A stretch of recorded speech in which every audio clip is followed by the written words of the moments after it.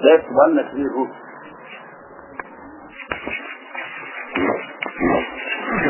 You don't have one?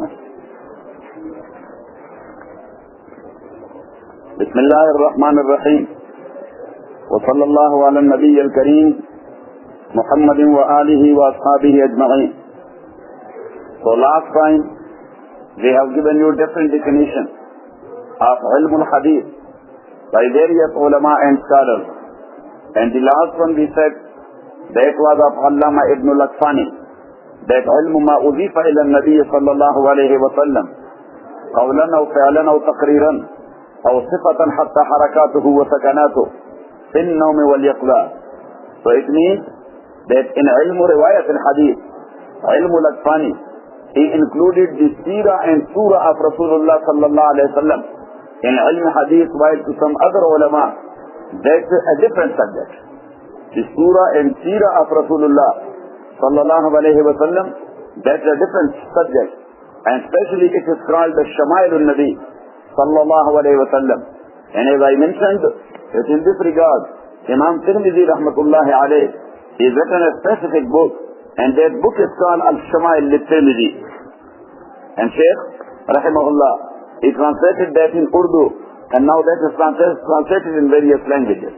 And sometime later on inshallah, we will study that Shama'il as well. Got it? Because we are not going anywhere. Yes? Or the Nabi is going somewhere, I don't know where he goes, but sometimes we don't have it. Yes. Now, the subject or the theme of Ilmul Hadith, subject or theme of Ilmul Hadith is the Messenger of Allah.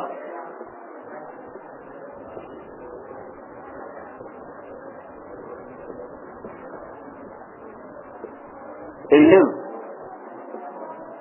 word, deeds,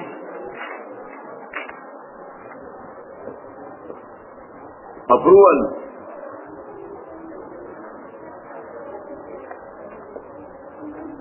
features,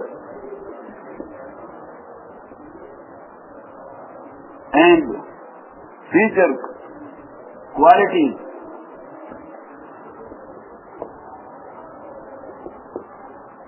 and the character.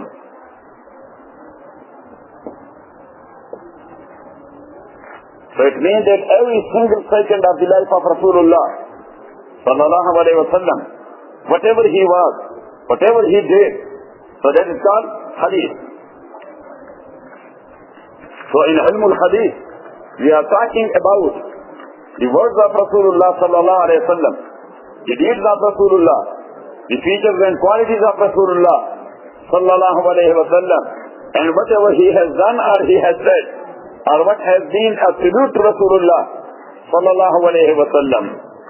Now, the object of this ilm, object, or the purpose of this ilm is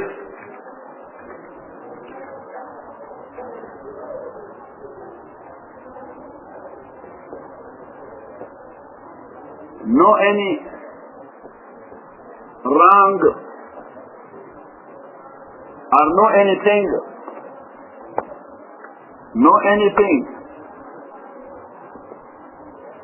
may be attributed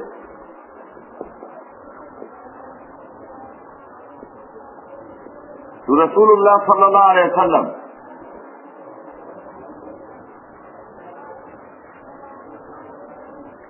wrongfully.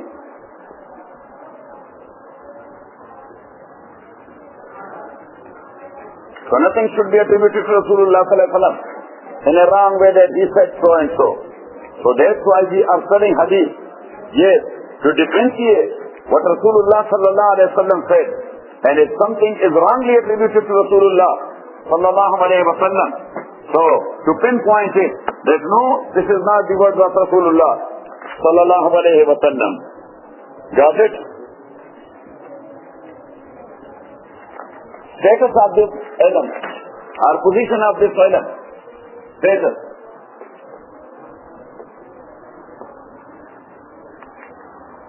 This is next to the holy book.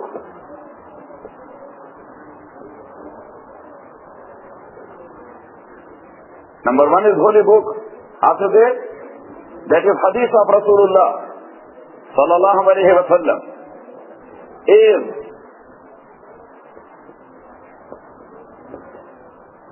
both are Wahy and revelation. Quran and Hadith both are Wahy and revelation.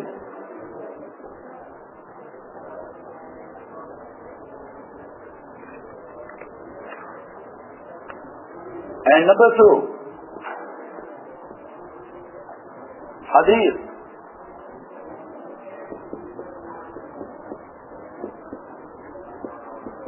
is the interpretation and explanation of the holy book.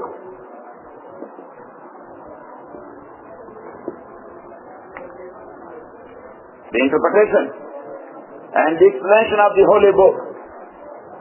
And number three,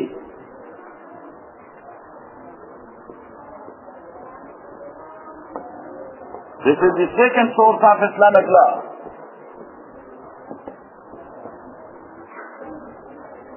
We derive, take and deduce rules and laws from holy book, then from hadith. And then after this, the consensus of opinion by jurists. And then we take their qiyas and their analogical deduction or analogy. Qiyas and ijtihad. Got it?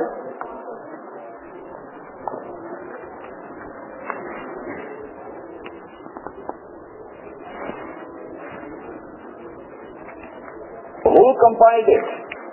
Or its very compiler?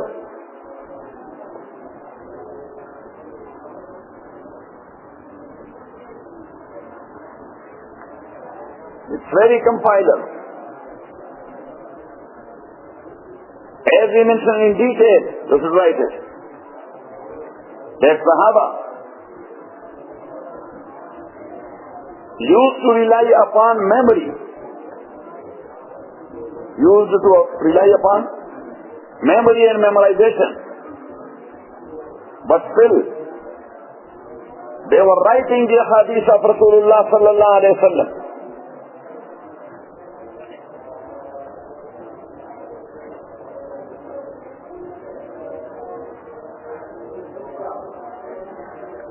Officially, it was compiled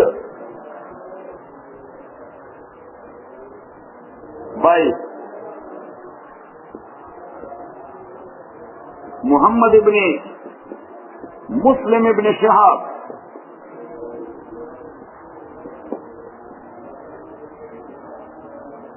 Muhammad ibn Muslim ibn Shihab al-Zuhri.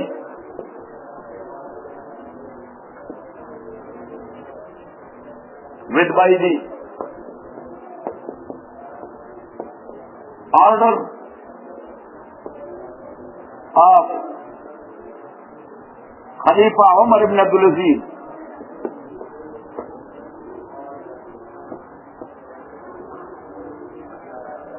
With by the order of Khalifa Umar ibn Abdul Aziz. He was from Banu Abbas or from Banu Umayyah? Banu Umayyah. And he was one of the righteous good khulafa. He was a big alim as well.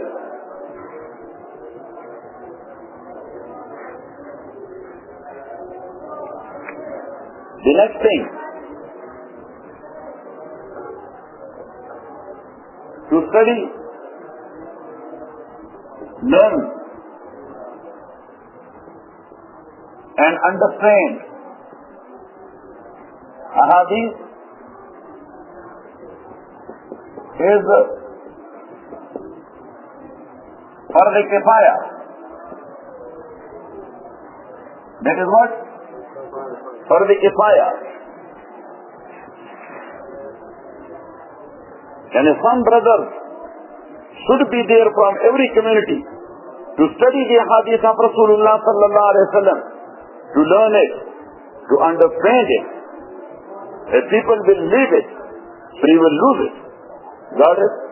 So that's why it is Fard Kifaya. And regarding Fard Kifaya in English you can say collective responsibility of Muslim Ummah. Fard Ain is individual responsibility, like Salat Asr.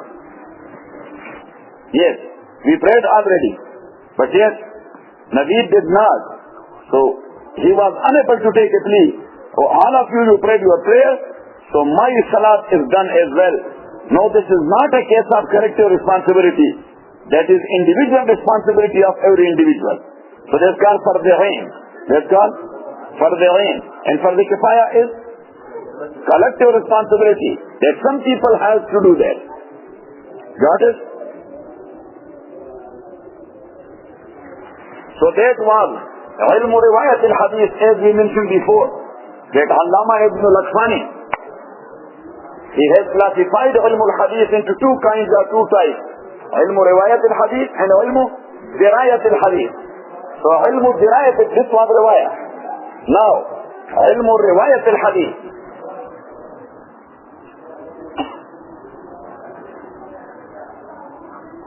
Ilmu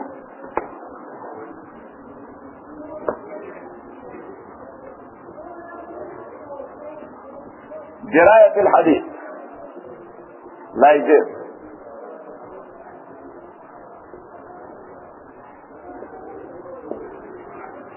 Ilmu Dirayah, little meaning is al-fahmu aqlan. Al-fahmu aqlan means intellectual understanding. What?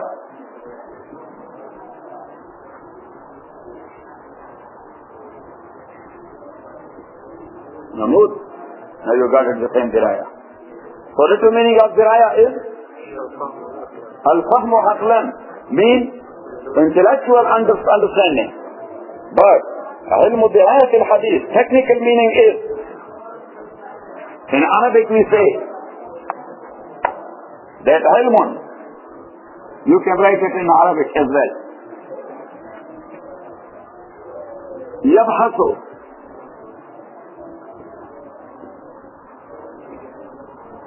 fi riwaya min haythu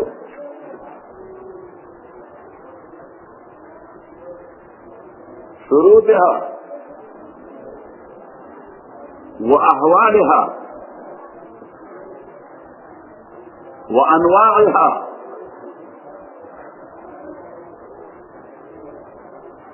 وحال الرواة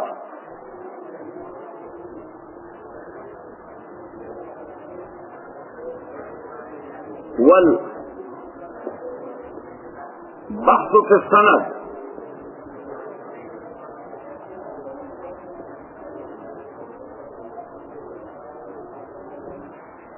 ونسبة الحديث والبحث في السند ونسبة الحديث إلى الراوي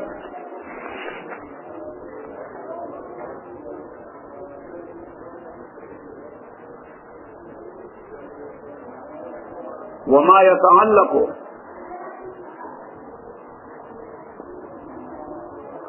بها. A very lengthy definition.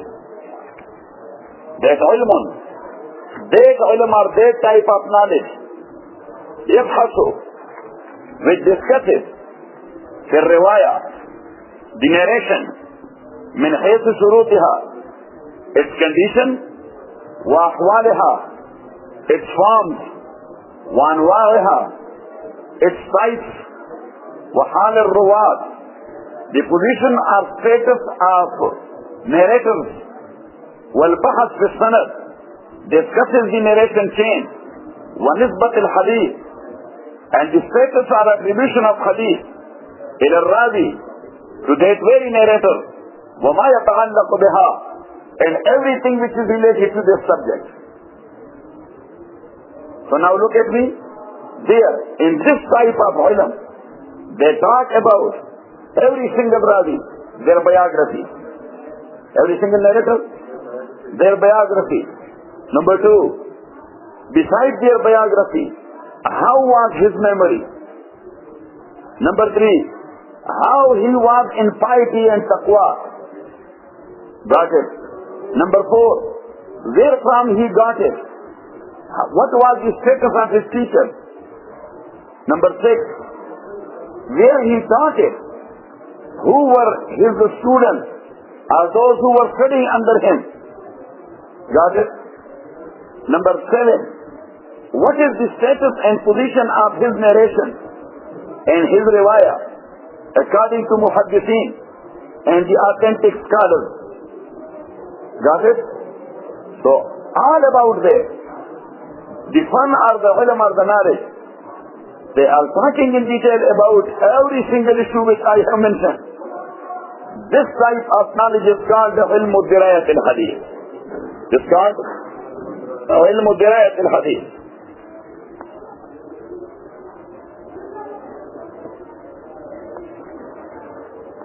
There is another definition for Dirayat Ul Hadith. That's a little bit brief and comprehensive. It says that Ilmul Dirayat Ul Hadith is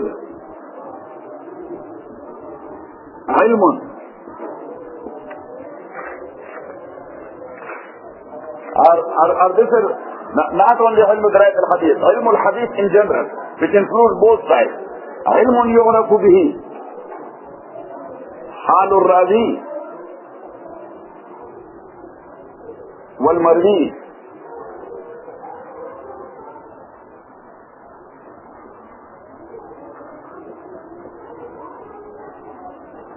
من حيث القبول والرد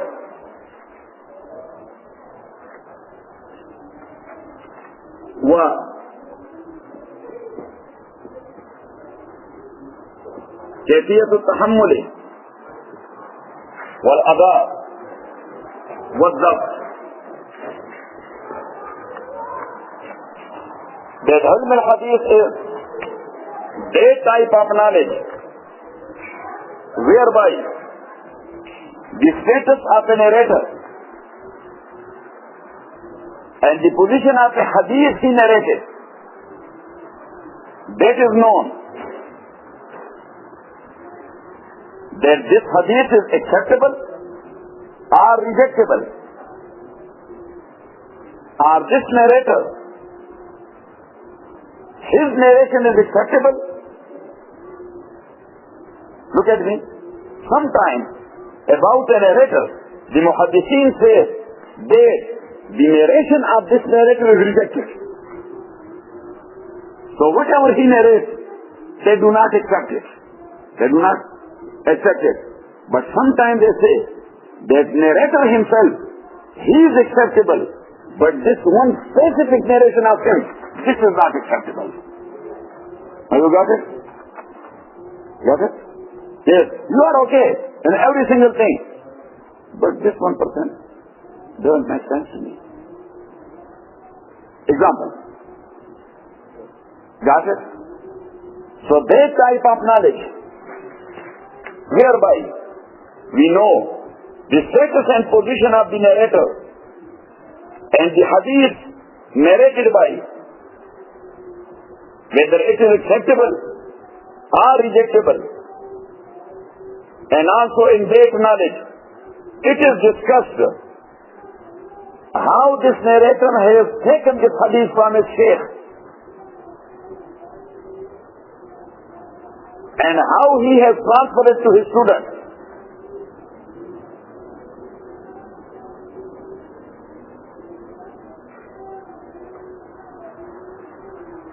Does it?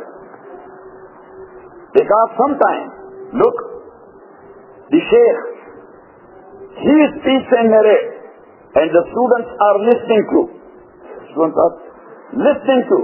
And sometimes the shaykh is sitting calm and quiet, and the student, he narrates the hadith, and the shaykh, he is only correcting this and approving this. He is correcting this and approving this. So that is called kayfiyat al-tahammul. That's called kayfiyat al-tahammul. That how the student has taken it from his shaykh. Yes. So this tahammul that is related or connected to the student, and adab that is related to the sheikh. That how he conveyed it. Got it? And double. Because as we will talk about that double is of two types. Number one, الضبط بالحافظة. Number two, الضبط بالكتابة. To have it in your memory or to have it in your writing. So there, it is discussed that this Ravi or narrator, he was relying upon his memory or relying upon his notes. That this narrator, he was depending upon his memory or his notes. So at that time, memory was prior to notes. Memory was prior to notes. Now, notes are prior to memory. Because we don't have that much strong memory. Yes? We don't know that what we have taken in our lunch. I don't know. Something. Forgot. Yes. And firstly, Brother Parvez. Yes. So sometimes I say, Assalamu alaikum. Say, wa alaikum salam. And telephone. Oh, Qazi, there is something happened. I said, what? Oh, sorry, forgot. Anyhow, there is something you can't do it. Anything is. Yes. So anyhow, as we mentioned before,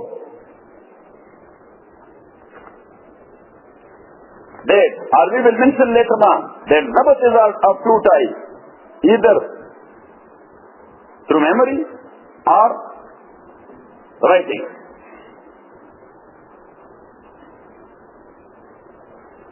So there are a few other definitions as well.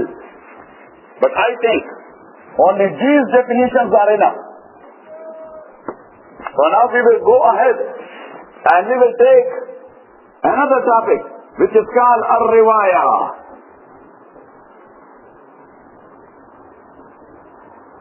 Which means narration. Narration.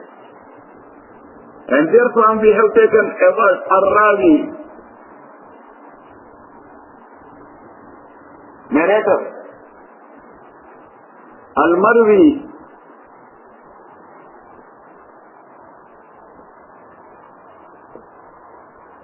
the being narrated. What? Being narrated. What has been narrated? The word, the text. That's called Marwi.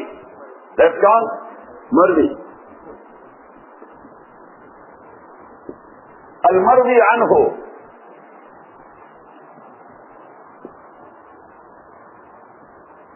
That one.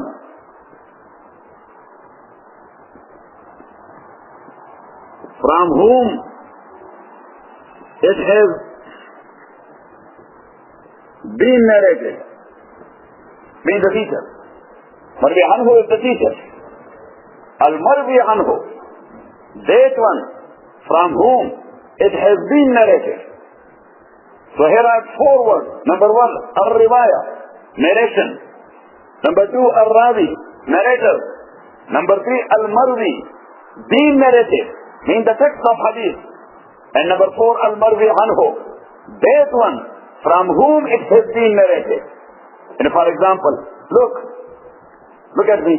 I said, that سمعت شيخي الشيخ عبد الحق رحمة الله عليه كان يروي عن شيخه الشيخ حسين أحمد المدني رحمة الله عليه عن شيخه شيخ الهند مولانا محمود الحسن قال حدثني أو حدثنا شيخ الإسلام مولانا محمد قاسم نانوتي قال حدثني الشيخ عبد الغني عن شيخ محمد إسحاق عن الشيخ عبد العزيز عن الإمام الشيخ ولي الله عن شيخ أبي طاهر القردي المدني and up to Imam Bukhari.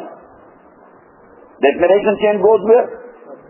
Up to Imam Bukhari, or Imam Muslim, or Imam Tirmidhi, or Hafiz ibn Asakir, or Imam Ahmad ibn Hanbal, or Imam Abu Hanif, or Muhammad ibn Hasan al-Shaybani, or any one of these muhaddithin who have compiled the ahadith of Rasulullah sallallahu alayhi wa sallam. So these ulama, they are taking their narration chain step by step to these books.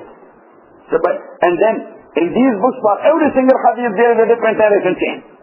For every single hadith, there is a different narration chain. So now, when I narrated a hadith, that on Uthman radiallahu ta'ala an, قال قال رسول الله صلى الله عليه وسلم خيركم من تعلم القرآن وعلمه, that the best one amongst you is one who learnt the holy book and who taught the holy book. خيركم من تعلم القرآن وعلمه. Everybody, he wants to be a good one. So who will be the good one? In the light of Quran and Sunnah, Prophet ﷺ says one who learned the book of Allah and who taught the book of Allah. Subhanallah. Now this is a hadith. Now these words, خيركم من تعلم القرآن وعلمه, that is called al-marwi. These words are called al-marwi. And look, me, I am a rawi. I narrated this. Got it? And my Shaykh Maulana Abdul Haq Rahmatullahi alayh, he is al-marwi anhu. Because from that Shaykh I have narrated and I have taken that hadith. Yes. And this procedure, that is called al-riwaya, narration. What? Narration. Now, we should go ahead. That narration, sometimes it goes up to Rasulullah sallallahu alayhi wa sallam. That Rasulullah sallallahu alayhi wa sallam said so and so. Through narration chain, you went up to where? Up to Rasulullah sallallahu alayhi wa sallam. You are lucky people, inshallah, when we will complete our tafsir, so you will be having a sanad. There's also a narration chain, where you have, look, 3 ways connection with Rasulullah sallallahu alayhi wa sallam, and all these 3 ways joined together with Imam Waliullah Ad-Dahlawi rahmatullahi alayhi. But here, from us, there are 3 ways goes towards Imam Waliullah. To Imam Waliullah, and from Imam Waliullah to Rasulullah sallallahu alayhi wa sallam. So in one narration chain, you have 31 teachers between you and between Rasulullah sallallahu alayhi wa sallam. In the second one, you will be having 32. In the third way, you will be having 33. Got it? That's a good number. 3 3. That is a good number. So anyhow, that's one narration chain. So for every single hadith, these muhaddithin in their respectable books, they have written the narration chain of every single hadith, that therefrom I have taken it. My Shaykh, this one, therefrom he got it. And therefrom his Shaykh, he learned it, or studied it. So then it goes to Rasulullah sallallahu alayhi wa sallam. So if the narration chain, it goes up to Rasulullah sallallahu alayhi wa sallam, so the hadith of the riwayah is called marfu'.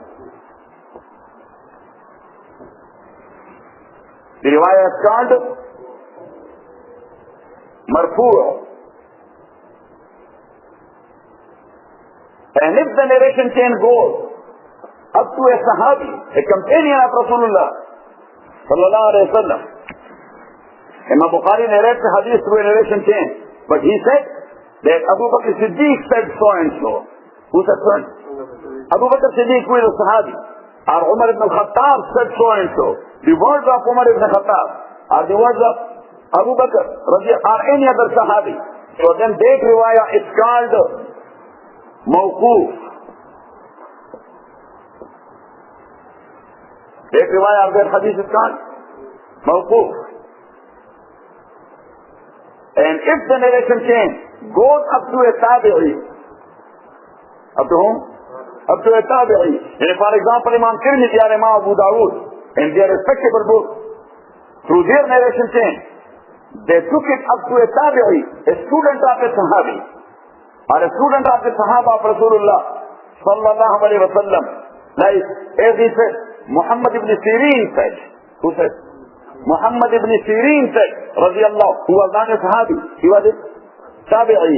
Or Ata ibn Abi Rabah said, he was a tabi'i. Or Qatada said, he was a tabi'i. Or Ikramah said, he was a tabi'i. Or Nafi' said, Imam Malik said, that my Shaykh, Nafi' said so and so. So Nafi was a tabi'i. So if the narration chain goes only up to tabi'i, that he said so and so, so the riwayah and the narration is called the maqtu'.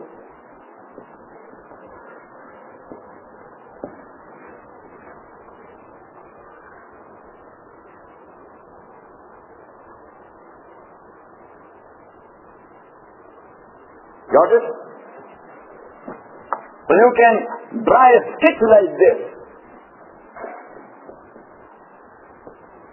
Narration.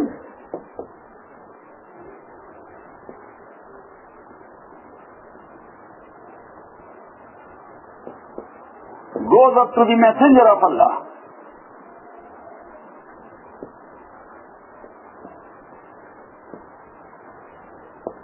Is called marfu'. Number 2, goes up to a sahabi. So then, mawquf.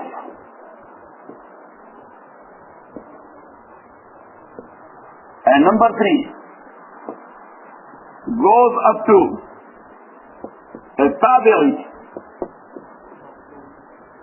So then that is called maqtu'. And for today, that's it.